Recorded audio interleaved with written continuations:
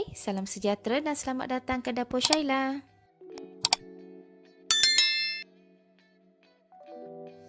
Hari ini Shaila nak share resepi pachadi mangga.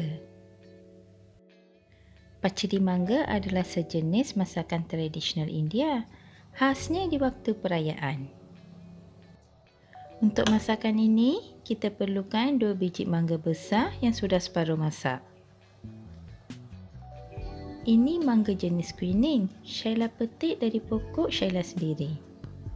Mangga jenis lain pun sesuai untuk masakan ini.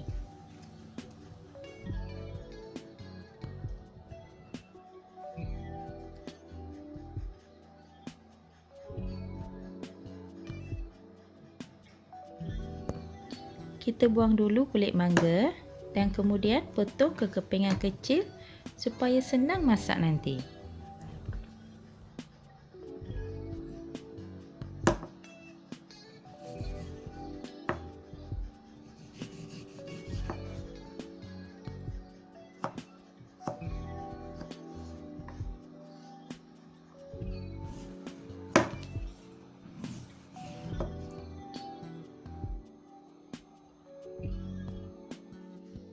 Masukkan mangga tadi ke dalam sebuah kuali. Kita masak dengan sedikit air.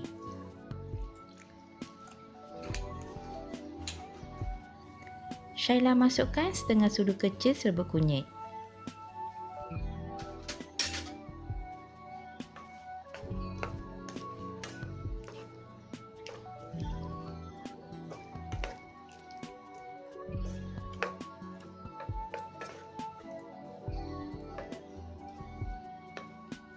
Kita tutup sekejap dan masak sehingga mangganya menjadi lembut. Setelah itu, kita angkat dan ketepikan dulu.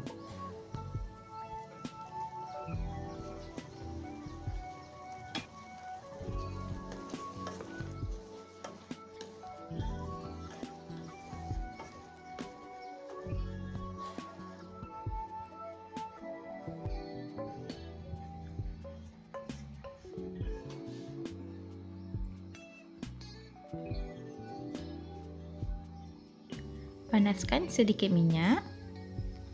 Masukkan 1 sudu kecil biji sawi dan biarkan ia pecah.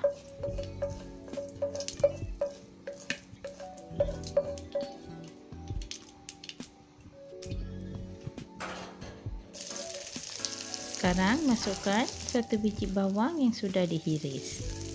Kita kacau sekejap sehingga bawang menjadi layu.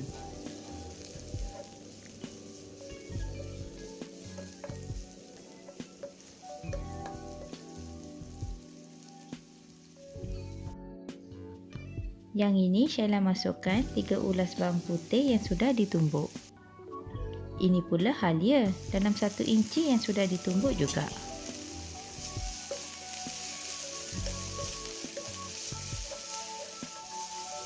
Kacau sekejap sampai baunya naik wangi sedikit. 2 tangkai cili kering dan 1 tangkai daun kari untuk rasa dan bau yang lebih menyelerakan.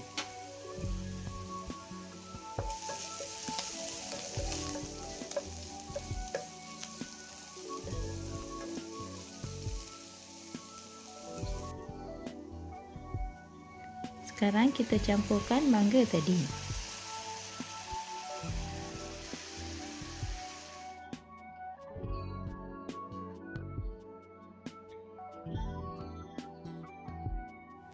Dua sudu besar serbuk cili kering, setengah sudu kecil garam dan juga 2 sudu kecil gula untuk rasa yang lebih seimbang.